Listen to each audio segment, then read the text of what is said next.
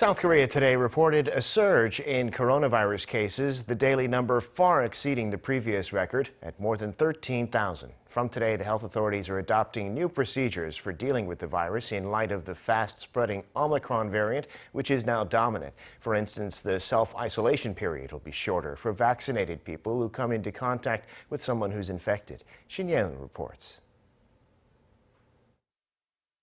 South Korea on Wednesday recorded 13,012 new infections, the highest amount ever recorded in the country. This is up by more than 7,200 from the same time last week.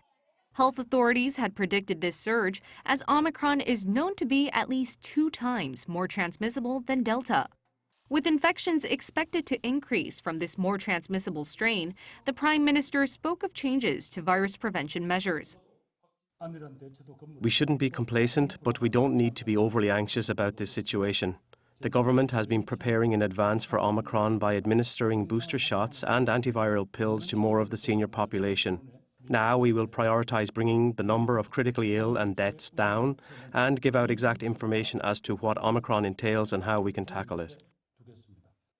South Korea has restored most of its medical capacity as the number of critically ill patients aged over 60 has been cut to 1/3 of the numbers seen last month.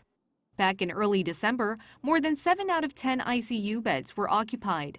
But now, little over 17% of ICU beds are in use. Health authorities have also drawn out specific measures from Wednesday to contain the spread of Omicron. Under the new measures, PCR tests will only be used on high-risk groups and those suspected to be infected. Everyone else will use rapid antigen test kits at the testing sites instead. These measures will first be introduced in 4 regions hit hardest by Omicron, like Jeollanam-do Province and Pyeongtaek City in Gyeonggi-do Province. Authorities have also made changes to the number of days a person infected with COVID-19 has to self-isolate, based on their vaccination status. For infected people who have been fully vaccinated, the quarantine period has been reduced from 10 days to 7. Those who haven't been fully vaccinated must stay in self-isolation for 10 days. Under these new measures, to be considered fully vaccinated, 14 days must have passed since the person received their second jab or booster. For those who had 2 shots, no more than 90 days must have passed since their last jab to be eligible for the shorter isolation period. Shin Ye-eun, Arirang News.